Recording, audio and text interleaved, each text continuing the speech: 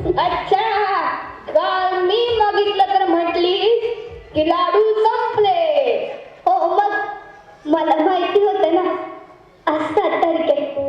दर महिन्याच्या 7 तारखेला सुनीता येते लेकरांना घेऊन, म्हणून त्यांच्यासाठी जपून ठेवले होते. दरबार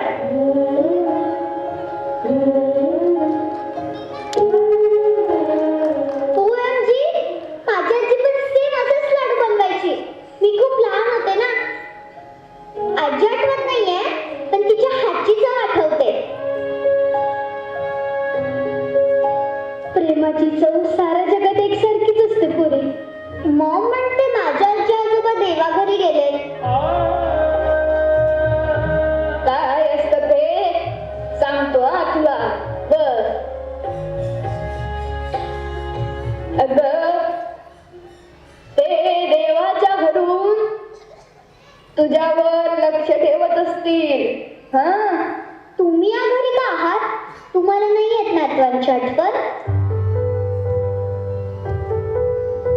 येते ना,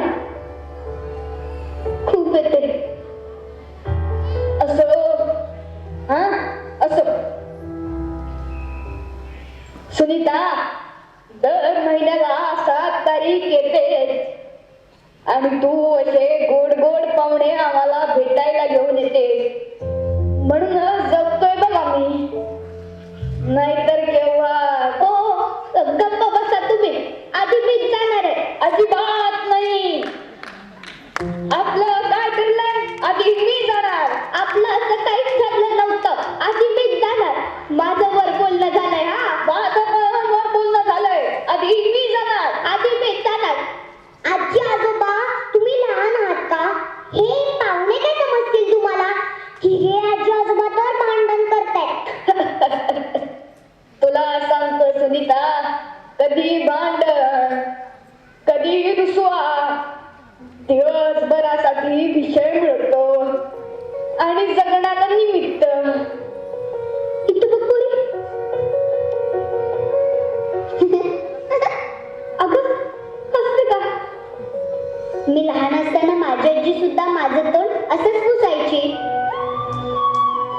अगं पोरी, जगात कुठेही जा, बापाची कौतुकाची थाप आणि आईच्या पदराचं माप सारखंच असतं.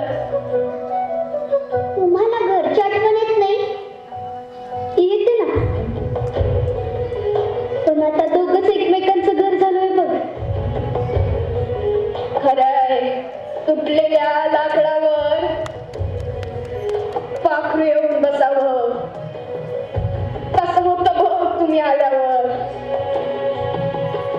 माई काका, तुम्हीच म्हणतात ना जुनं आठवायचं नाही आणि मागचं साठवायचं नाही. अगं, तुला कसं माहितीये वाक्य? माझा डॅडा बोलतो. कुठे राहतेस तू पोरी? वरद गणपती आहे ना, त्याच्या समोर घर आहे आमचं. नाव काय तुझं पूर्ण? आसावरी संदीप पाडळकर.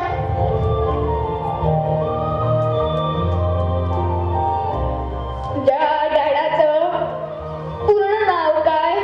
संदीप श्रीकृष्ण पाडळकर.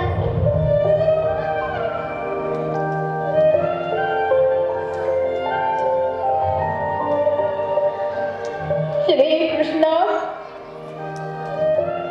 पाडळकर.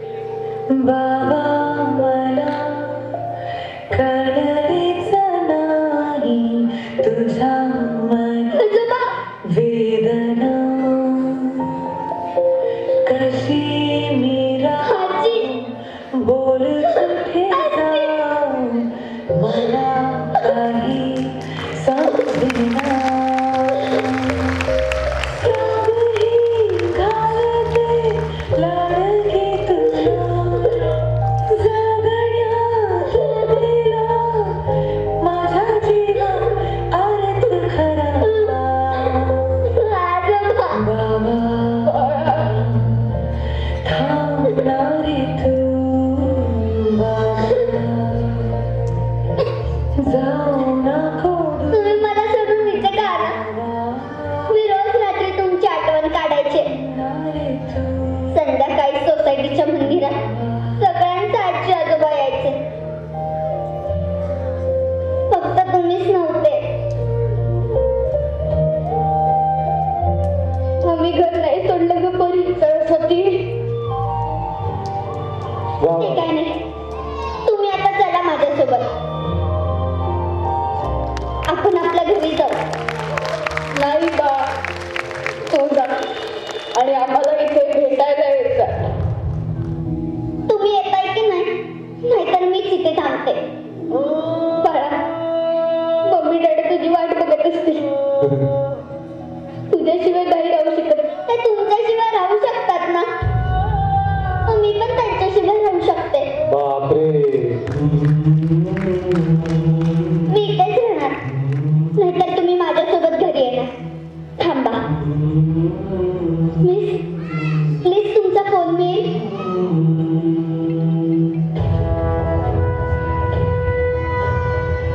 हॅलो डॅडा, तूच बोलतोस ना रे?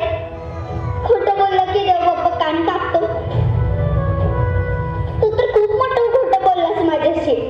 पण मी देव बाप्पाला सांगेन की माझ्या मम्मी डॅडाचे कान नको कापू. आई वडील वृद्धाश्रमात आणि मुलं पाळणा घरात ठेवणं तुमची मजबुरी आहे. पण डॅडा, मला आजी आजोबा भेटले.